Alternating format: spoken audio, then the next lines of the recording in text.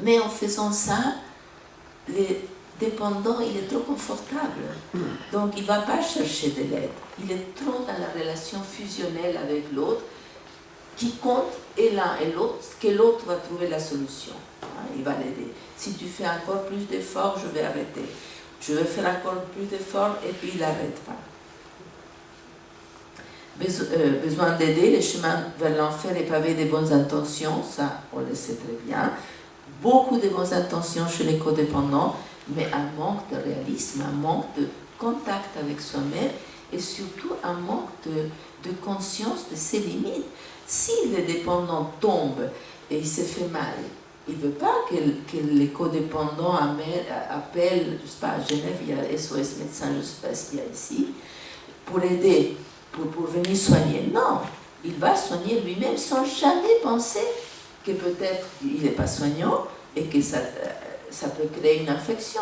Non, il va s'improviser infirmier, il va s'improviser psy, parce qu'il va les comprendre, il va passer des nuits jusqu'à 4 heures du matin à comprendre les mal-être de l'autre, et sans écouter son mal-être à soi. C'est 4 heures du matin, et à 8 heures, la personne va aller travailler. Et très fière, va dire après, mais vous savez, moi je suis très forte, personne ne se rend compte, je me maquille un peu, puis ça ne se voit pas. Donc ça empêche que les dépendants touchent le fond. Parce que quelque part, il est quand même trop confortable. Il y a quelqu'un qui l'écoute, quelqu'un qui le fait à manger. Ce n'est pas toujours des femmes et des hommes, je caricaturise un peu. Et développement des maladies psychosomatiques. Puisque la personne, au niveau psychologique, n'arrive pas à dire stop, je n'en peux plus, à un moment donné, c'est le corps qui dit stop.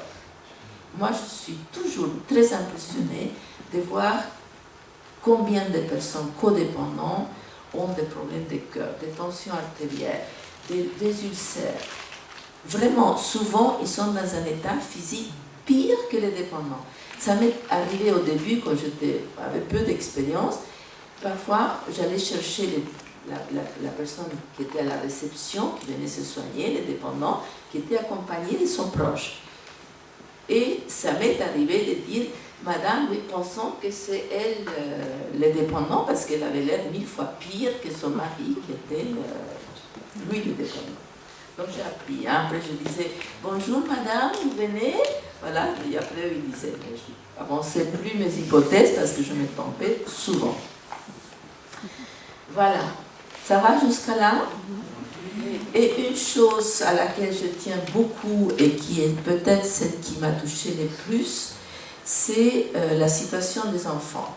Parce que, en plus de culpabiliser les proches dans le milieu médical, de provoquer la dépendance, que comme on l'a bien vu, ce n'est pas une vulnérabilité, mais on ne va pas développer ça, même si on a les proches les plus atroces du monde. Enfin, s'ils sont bien, tant mieux, mais si on n'a pas cette vulnérabilité, ça ne va pas se développer. La situation des enfants, rarement, elle est évoquée. Et la dernière fois que je suis allée, il y a beaucoup d'années, à la Société française d'alcoolologie à Paris, ils organisent toujours des conférences, etc. Et c'était incroyable, et quelqu'un parlait des enfants. Je me dis, super. Dans quel sens cette personne a présenté pour les enfants?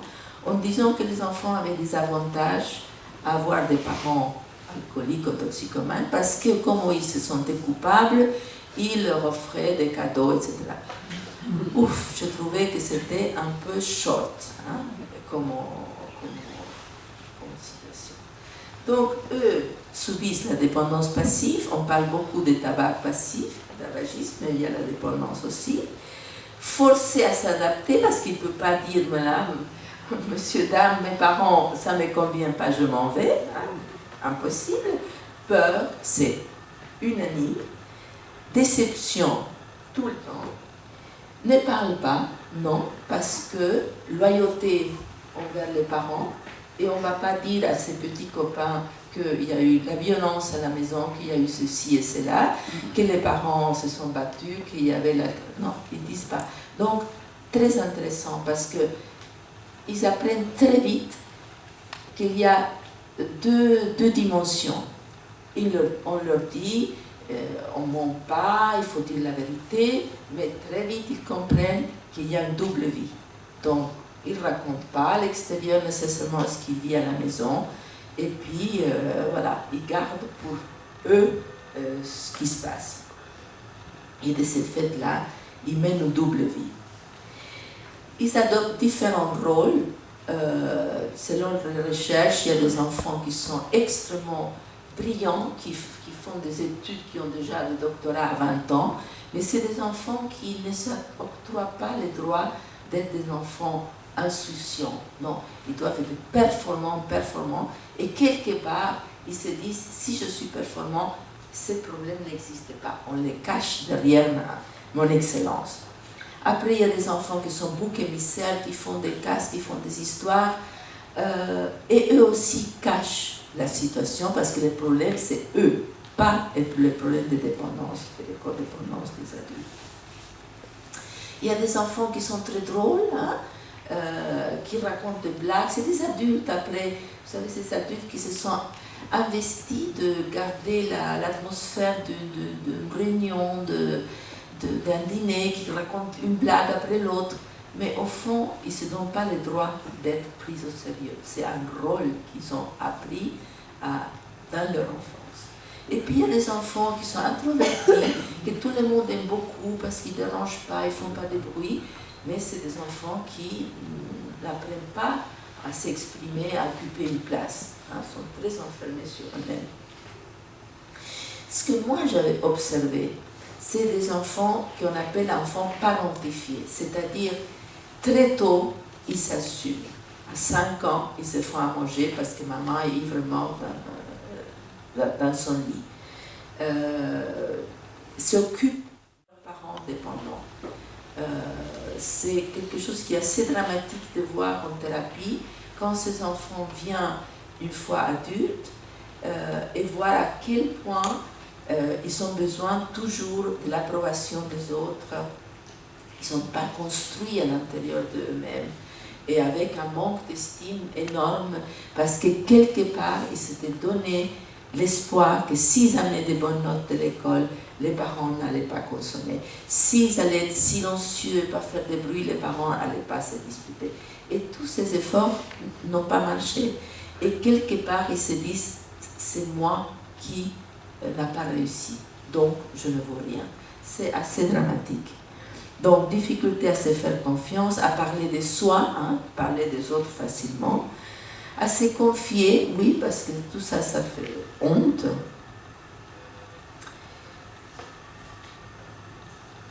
Chercher à éviter des crises, ça c'est très fréquent. Souvent les gens disent, ah mais vous savez, moi j'aime pas les conflits. Donc ils cèdent constamment du terrain pour éviter les conflits, parce qu'ils ont eu la overdose de conflits pendant leur enfance. S'oublient eux-mêmes, se cachent, fuient, voilà, ils s'obsèdent sur la situation. Souvent, ils sont les traits d'union entre les parents. Va dire à ton père, va dire à ta mère, parce que comme il y a ce problème-là, les adultes se parlent mal. N'invitent pas des enfants à la maison parce qu'ils se disent, Dieu sait qu'est-ce que je vais trouver, comment mon père ou ma mère va être, donc ils préfèrent ne pas les inviter. Et ne connaissent pas cette insouciance des enfants. Ils sont toujours préoccupés. Parce que quand il y a une famille, entre guillemets, normale, il n'y en a pas beaucoup, mais quand il n'y a pas de problème grave, quand il y a un bébé qui est là, il attire l'attention. Les adultes, si vous regardez, ils vont regarder le bébé, qu'est-ce qu'il fait pas, sourire, les bruits, etc. Quand il y a la dépendance, c'est le dépendant avec ses manques de contrôle et sa folie, ses comportements de folie qui attirent l'attention. Et tout le reste de l'entourage s'adapte à cet centre qui est focalisé sur le dépendant. Donc, insouciance, impossible. Peur, de quoi ils ont peur? Beaucoup de peur de la conduite en voiture, que les amis s'aperçoivent, des scènes en public, de rentrer à la maison et comment je vais trouver ma mère ou mon père, d'avoir causé la situation, ça c'est dramatique, de la violence physique, verbale. Souvent les gens disent, ah oui, la violence est seulement verbale, mais elle fait autant mal que la physique, si pas plus. Peur de demande, va me chercher de l'alcool, va me chercher un joint. Peur de l'abandon, d'avoir été oublié dans le période de l'école, dès que les parents ont oublié leur anniversaire, qu'ils ne sont pas allés à la promotion. Peur de l'imprévisibilité, maintenant ça va, 5 minutes, tout un coup après, ça va plus, on ne sait pas pourquoi, les vents ont changé, ça va plus. Voilà, et de rater des soirées, des programmes, des rendez-vous. Voilà. Donc, hyper important de reconnaître que les enfants, oui, ils sont affectés. C'est peut-être les points où nos patients à la clinique ont le plus du mal à accepter que leurs enfants ont été affectés. C'est la partie la plus sensible quand ils commencent le traitement et qu'ils commencent à prendre conscience de l'ampleur des pertes de contrôle, sentir que leurs enfants qu'ils adorent ont souffert, c'est juste très difficile.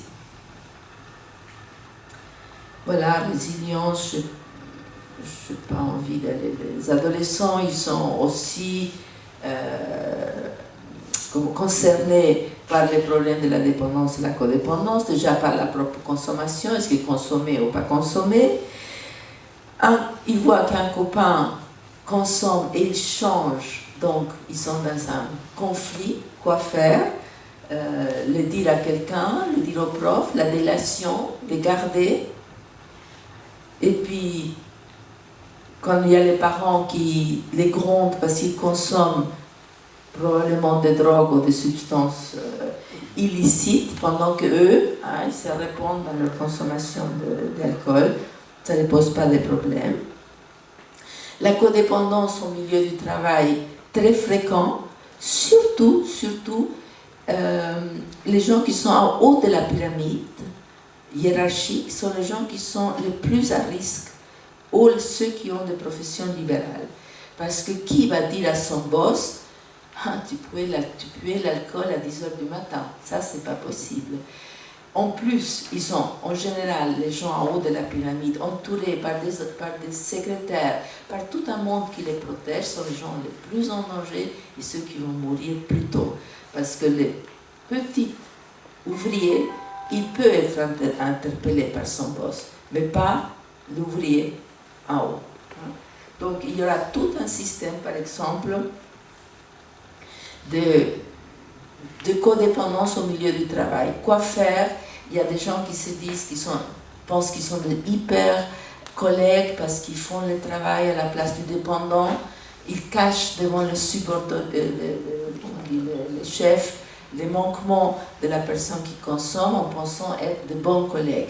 En fait, c'est une complicité pas avec la personne dépendante, c'est une complicité avec sa maladie, parce que ça permet à la personne de continuer dans l'illusion de que oui, il a un travail, oui, il peut assumer le travail, quand le travail est assumé en grande partie par ses collègues.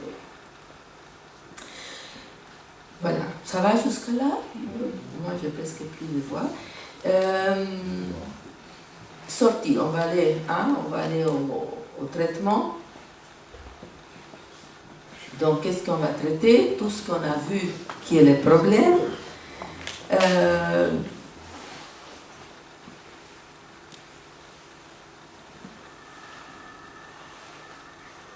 C'est clair que c'est la codépendance, comme la dépendance, on peut la traiter en individuel, mais si les gens peuvent aller dans des groupes, c'est mieux.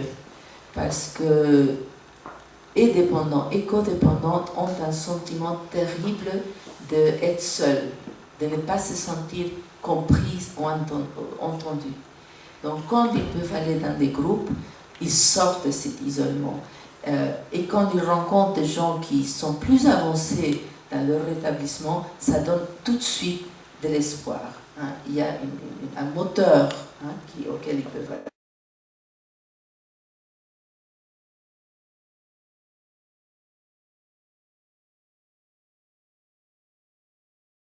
Et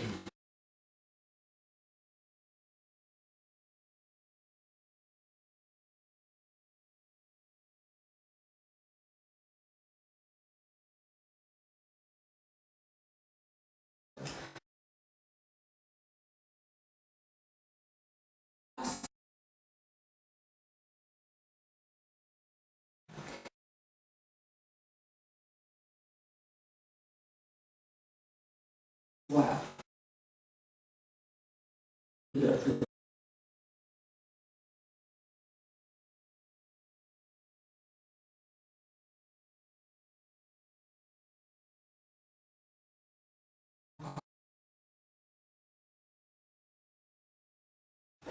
il va rester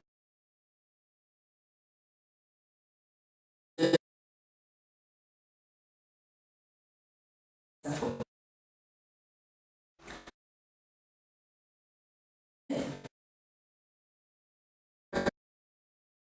Imaginable au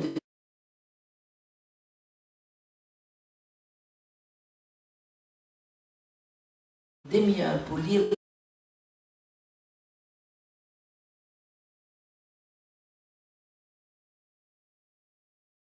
son écoute. C'est toi.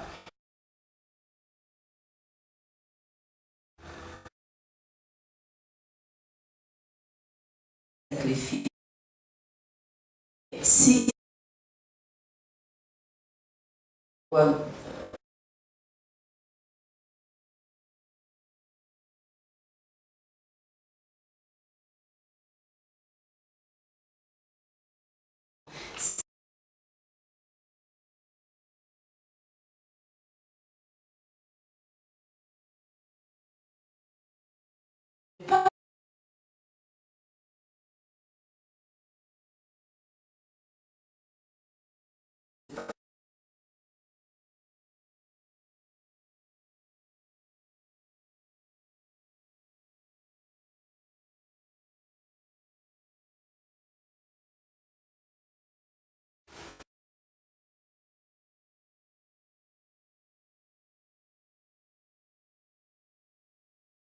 je crois qu'on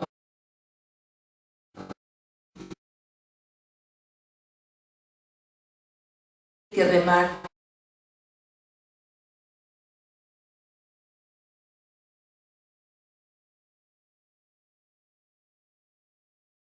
les mots nous a pour les médecins a voulu mentir.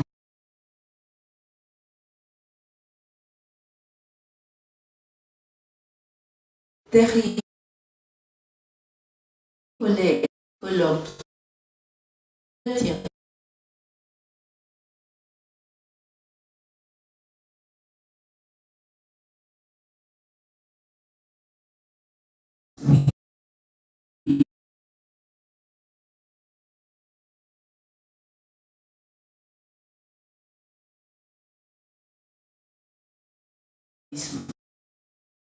proche, très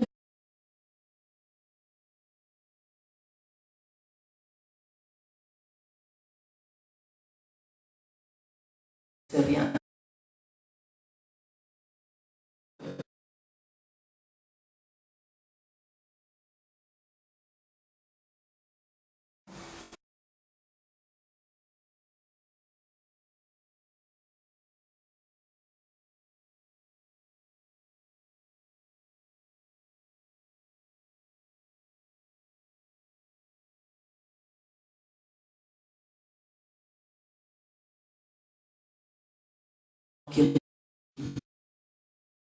C'est fini.